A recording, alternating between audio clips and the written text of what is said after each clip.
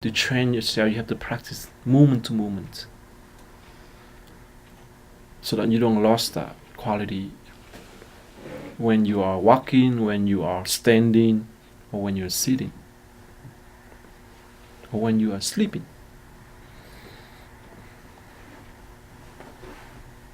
Stillness here, I mean the quality of transparency, the quality of clarity. When your mind is clear, you're able, external obstacle or internal obstacle arise, you're able to see it right away. And then when you see it, and you have the capabilities to hold, to not let it impact your interactions, your behavior.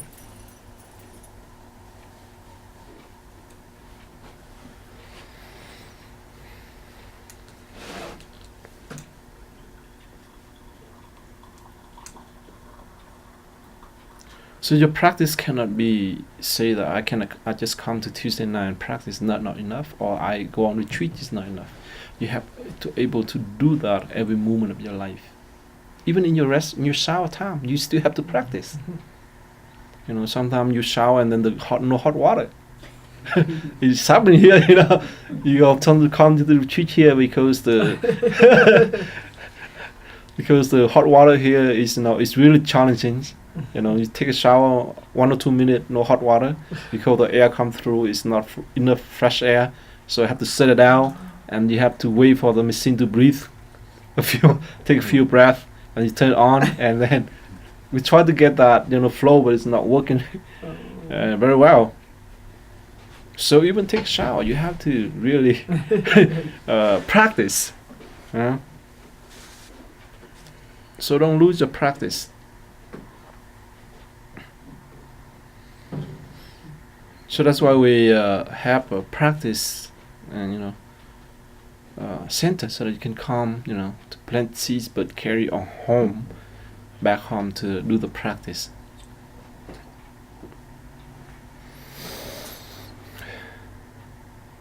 Okay, so today I just want to share you with a few quality of the practice, and I want you to continue the quality of the practice, the freedom, the taste of the Dharma.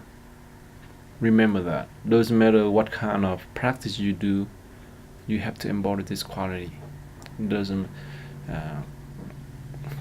matter which lineage you practice, which tradition you practice, which sutra you reach, but if you don't have the qualities of freedom, of emancipation, the quality of confidence in yourself, the quality of stillness, then it doesn't matter what practice you do is not effective.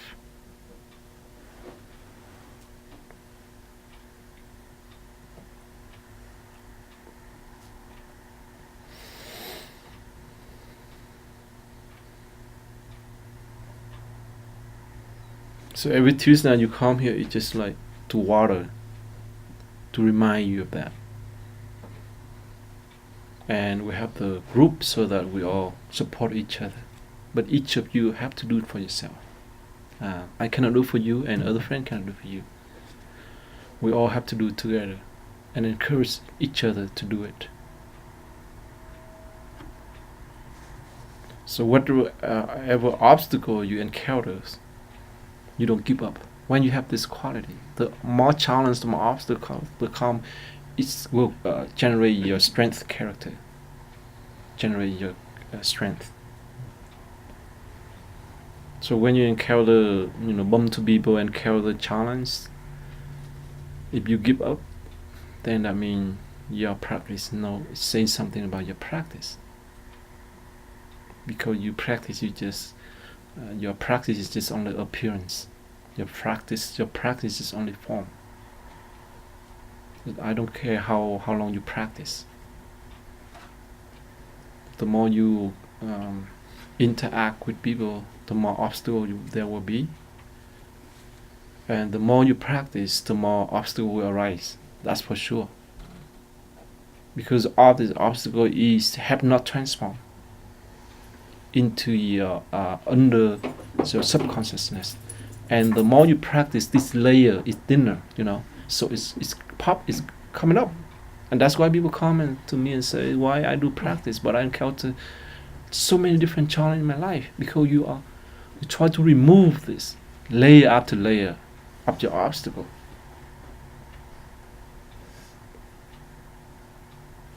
If you don't practice, you continue, to block that.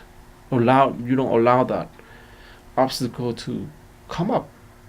But when you practice, you remove one layer after another, and the layer of it gets thinner. It's like the volcano. Now is the volcano coming up when the earth is thinner, and that's why volcano is coming up. Obstacle is coming up.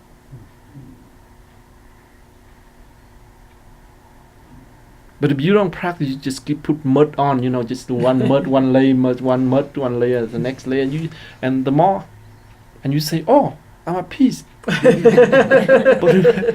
but you just continue to cover layer after layer of mud.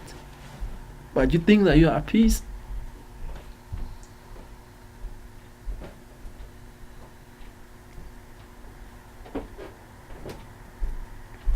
Because the more you practice, the more you will encounter your internal obstacle. It's come up from your consciousness, from your 7 consciousness. Come up from your ego.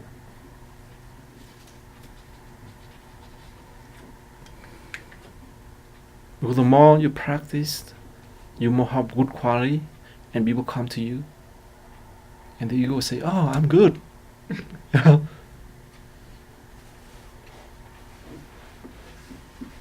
You have to watch, the more you practice, the more you have to watch out for your ego. And you say, oh, I'm practicing, I'm good, I don't have to do anything. You have to be serve me. Because ego tell that, I'm doing all this good work. I should have good marriage. Ego tell that.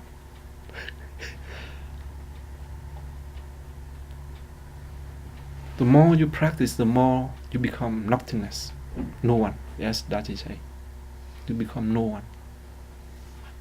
But the more you don't practice, the more you become someone.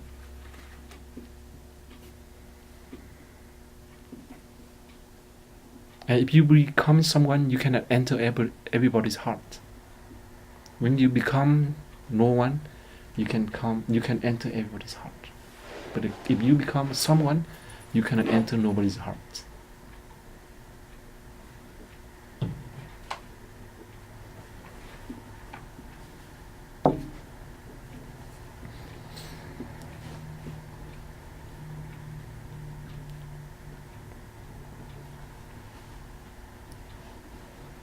So you have to see this kind of things in your practice. If you encounter a lot of challenge, that means your practice is getting better. But you have to be very mindful to continue the practice.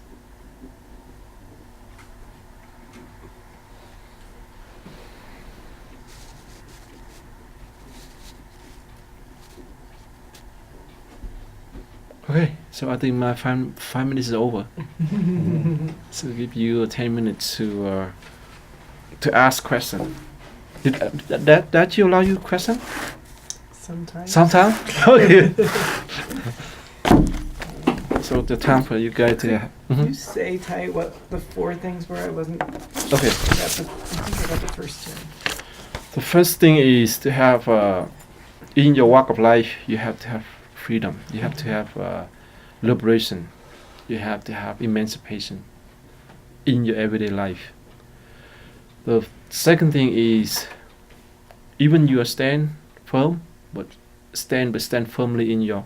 Firmly here I mean confidence, faith and trust in wherever you are.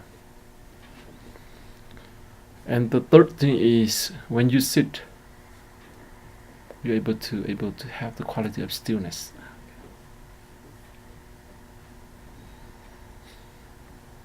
Stillness I mean clarity, insight, transparency, the natures of your mind.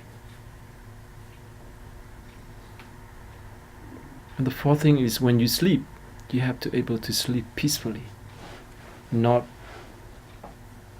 restlessness the whole night.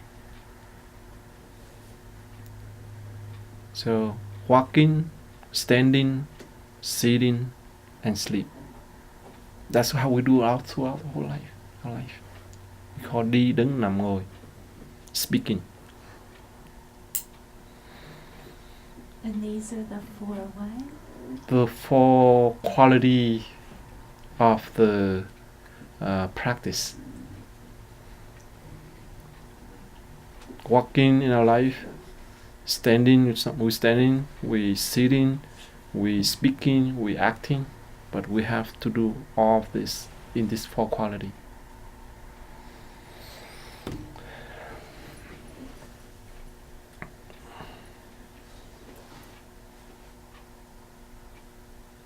Sleeping peacefully, I mean you have the quality of peaceful with a good rest.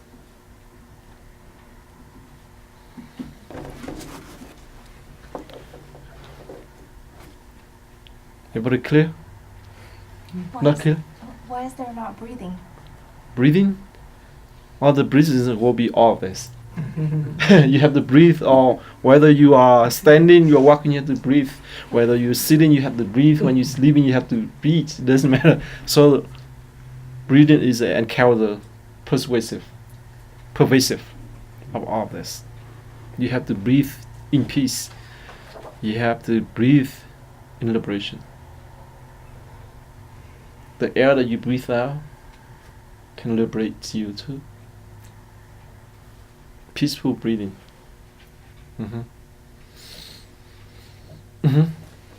I'm having trouble with the let's see, let me see how to say this. Somebody that has really been bugging me internally because of the way I feel I was mistreated. And I continue to feel that it's that way. It's the shunning is the way I perceive it. And so I'm having trouble with this because I know that it's something that I have to really it goes really deep about why this person is stirring this stuff up in me. Why the stuff's getting stirred up in me.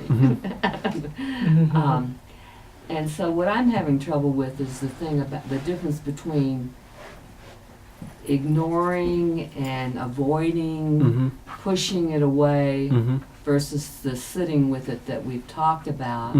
Because it seems like I'm getting a little bit of transformation, but I'm not really transforming that feeling that I have toward this person, and it's really bothering me because I don't want to feel that way, and I don't want to have bad action toward that person because I don't want to cause her harm, but I really do. I don't want to cause the harm. I just want to see her suffer. So you want to see her suffer? That's natural. So, I mean, this is honest. That's honest. That's good. That's when you speak it out, you're able to. I'm so forgiving. I understand where it's coming from. You know, it's like I'm really. Yeah. So I'm not feeling like. And I guess maybe that's the patience thing because it doesn't. Sometimes I can make that feeling not be there. But at other times it just pops up, and we're talking about like at night or like coming out of nowhere or whatever, and it's just so I don't know tell me what to do, teacher. I'll do it. Just tell me what to do. It's natural. It's just natural because I think that's good you're speaking out. I think there's all of us have more or less that kind of things that bugging us in our life. Even myself. I'm honest with you, even myself. But the important thing is you don't have to suppress it. Sometimes we try to ignore it. Sometimes it's too much and we try to ignore it or push it down, suppress it.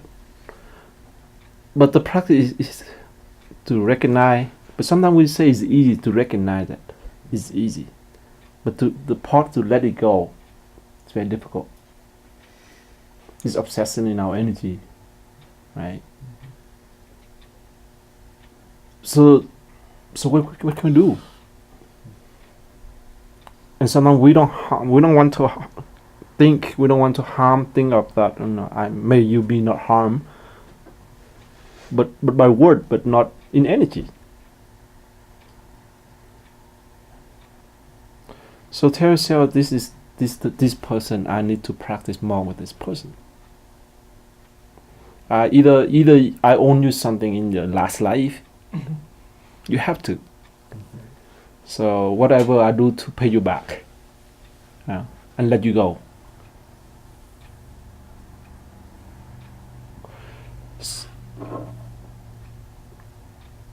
So when that comes, it's an energy.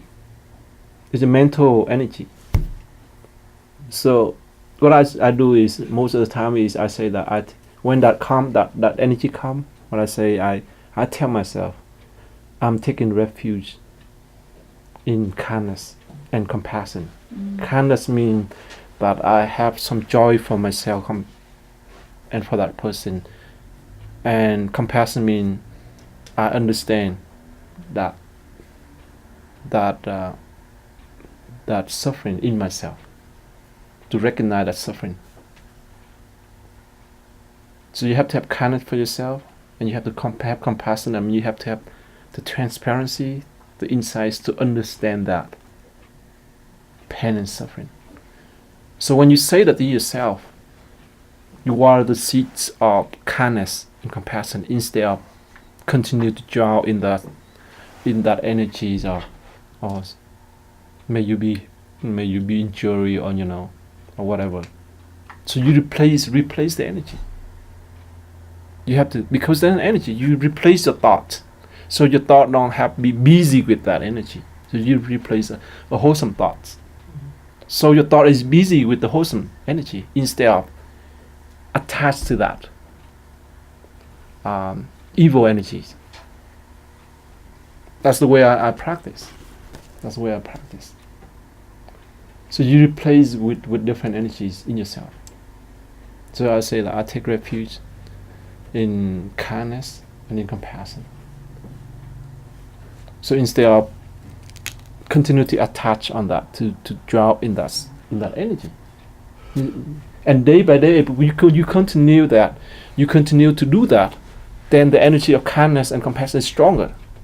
So when the energy, that unwholesome energy of come up, you recognize right away, and then you don't let it control you. You don't let it control. A lot of time, if we don't strong enough, that energy will be all over our body. It's too strong. In our head, in our hearts, in our whole body. So you replace with different energies. So that's what I do, is to replace that. So your mind is not burdened and not attached to that energy. Mm-hmm. Did you say that in a former life she did something to upset her friend that makes According to the karma. that she did something in But a we don't know. former life? Yes. Oh. You have borrowed her something. No, that's what I was asking, if that's what he was saying, in a former life. Former life, we don't know, but in the current institution, something that happened, either in this lifetime we have planted that seed, or in the former life, many former life, we already planted that seed. So, and then now that unwholesome energy is suppressed in the subconsciousness, now you practice, you remove layer after layer, now the volcano coming up. Okay. You see that? Uh-huh. And it may not have even been her. Yeah. She might not even. She may just represent. It's just something Someone that I else. something that I some lesson that I did not learn, and that's my karma. I did not learn a lesson. That's the way I'm looking at it. I'm really not What do you looking mean? at her. Well, that I may not have had a relationship with this person in a past life. Okay. But this person may be triggering something that in a past life I didn't resolve. Okay. And in a different situation, Yeah. different people, she may not have anything to do with it at all. So it's a manifestation. It's a manifestation of different energies in a different form. You know, just like water. Sometimes it's nectar, but sometimes ice is kill people, just like hell. Right? I see that. You know, water can be nectar, but sometimes it's from hell and it just drop on our head. And so it's manifesting in a different form. We don't see it. So the practice is to recognize that and see that and resolve it and transform it. So in all actuality, she's not mad at you. Oh no, it has nothing to do with her. That's what the whole point is. It's me. Yeah. It's all about me. It's the internal. I don't really care what It's- happens to yeah, her. it's to be an honest with you, internal because obstacle. the treatment has been just so Mhm. unnecessary. So it's an Because of internal the obstacle. conflict relationship. Hi. Mm-hmm. Just to add to what you were saying, when one wishes one ill, who's the first beneficiary? That's person. That's you. Whatever you give rise to, you are the first one to get the fruits. We are the first one. Doesn't matter. The moment you say, "Oh, may you be happy," you are the first one to get the fruits. But the moment you say that, "May you be in charge," you are the first one to, the first victim. You victimize yourself right away. And that's why we practice. We recognize that. It doesn't matter. So that's why, if you are wise, then you say, "I shouldn't do that. I'm the first victim to feel stress in my body right away. I don't know whether that person pure or not yet, but we are the first victim. So we always victimize ourselves when we hurt someone. When we hurt someone. So that if you are a wise practitioner, don't never ever give rise to a thought of injuring somebody. What? Say it again. Injuring somebody. Injury. Injuring somebody. Harming somebody. Never ever. Because the moment you are give rise to the thought of harming, you are planting seeds right away. And that seeds in a form of energy. Because you have intention. You give rise to intention. So if you are wise, you should do that. It doesn't matter how much that person, someone hurt you. You never give rise to it. Either if you don't want, just say, "No, you walk your way, I walk my way." That's all. You go wise enough. If we are not a friend, you walk your way, I walk my way. You live your life, I live my life. I don't have to do something Yeah. about it with that Yeah. person. I can Mhm. do something Yeah, about that's- it with mhm. me. You just continue to walk the path that you want to walk. And if you want to join with me, fine. We work together. We help each other. We resolve the problem with each other. If not, I resolve myself.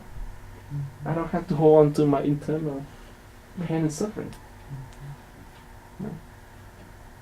So that's you are the wise practitioner. If you are not wise, and someone will practice, but we are not wise.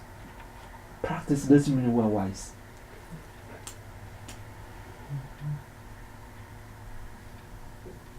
Thay, Mm-hmm.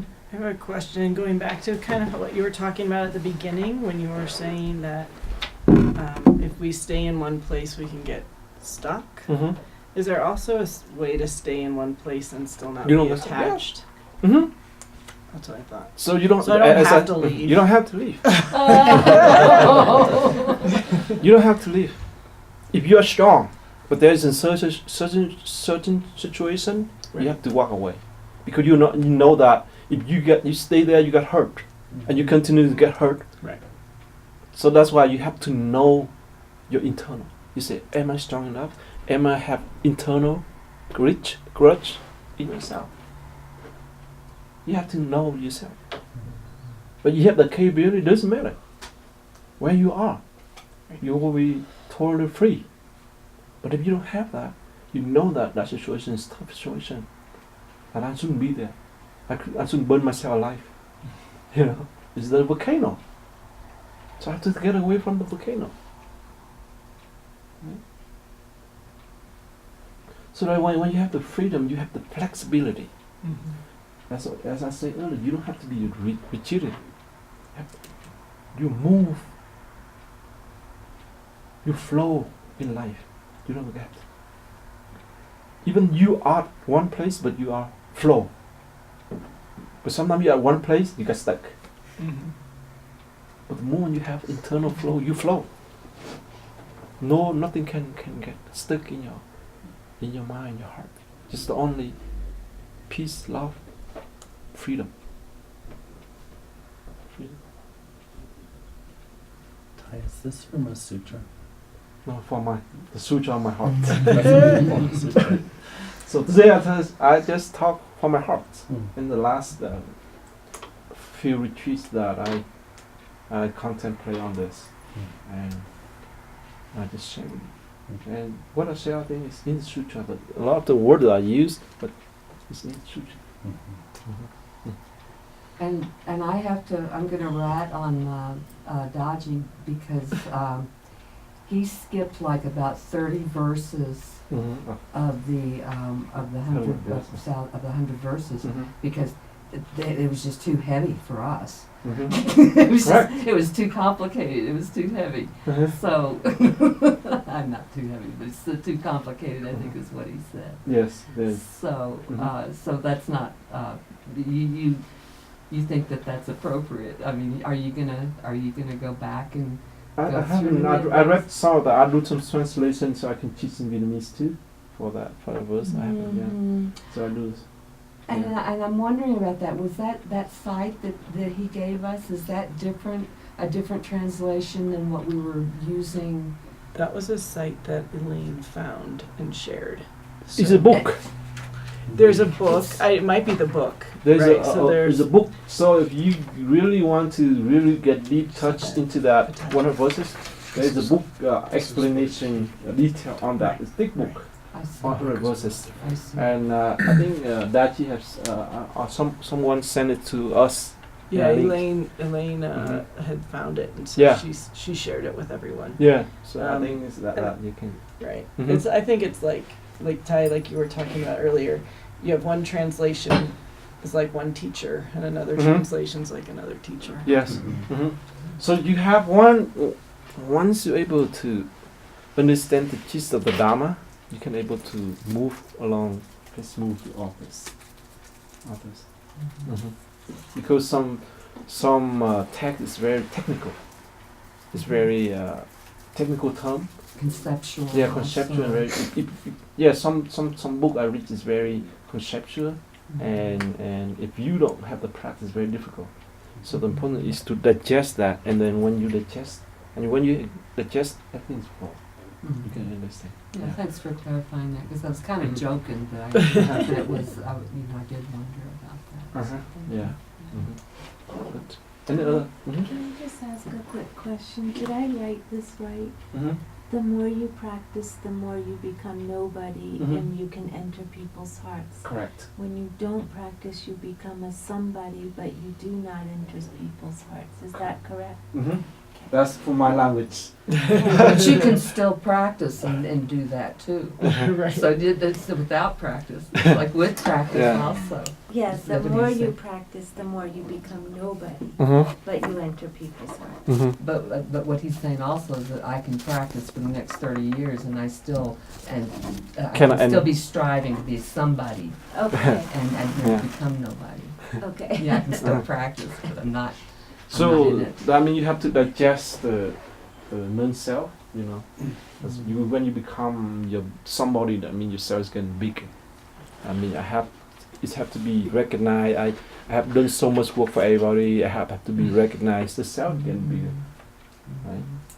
And then we will feel that this maybe not this. It's a faith practice, right? So you can end by the more you become nobody, when you become very humble. You're very low to earth. You're not on the sky. You can do anything. You can clean the restaurant. You don't clean the toilet. You say if you say I'm practicing 30 years, where I have to go to clean the restroom, where I have to go to do the dishes. Somebody should do that because I've been practicing 30 years. That means you are somebody. Yeah. When you become nobody, everything you can do. You can keep teaching, but at the same time you can clean toilet. And that is nobody, right? Yes. Yeah. Get it? Yes, I do. So important is to become nobody. It's not important. It's to become nobody. Yes. You can be with the kids. You can be with the president. It doesn't matter. With the kid, you will be loved. You will be humble. But with the president, it's okay. He's a human. I'm a human. I don't have to be fame, to be something, to be with the president. Okay? But when you are the president, if you're a president, you still be with the kid. Okay? So nobody's like that. In all situations, you are human. And you can reach out your hand and do something. To clean the toilet, to cook, to wash the dishes, to clean the house. But if they need to you to cheat, you can cheat. Something like that. So you don't get caught. You don't get stuck in any way.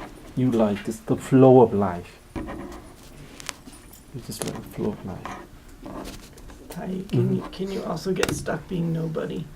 Like, where you start to go, I'm no, like. That means when you say that, you have to know that when you say nobody, you can get stuck in nobody too. It's a notion. Right. You can get in a notion that I'm nobody, right? But when you in nobody, but inside you feel unrest. But if you're nobody, you feel rest at all time. So you have to embody and feel that energy that I'm truly nobody. Right. When I'm clean the restroom, I just like at peace, like when I'm keep teaching or when I'm sitting. But sometimes you say, "Oh, I'm nobody, but I'm clean the restroom," but inside myself is like a volcano. Then nobody is nobody. Then you get caught into nobody. Right? You can caught into nobody. And it's almost like it can be a disempowerment kind of a thing. What do you mean disempowerment? In this culture, well, it's that whole struggle, I think, between ego and not ego, nobody. Mm-hmm. That you can, I guess embodying humility and that kind of thing is different than saying I'm not worthy. I'm not. Yes, you see, you use the language here. Nobody. I mean, I'm very poor. I have nothing. Nobody recognize me. Something like that too. I'm very lower class, for example. You can say that I'm nobody. In a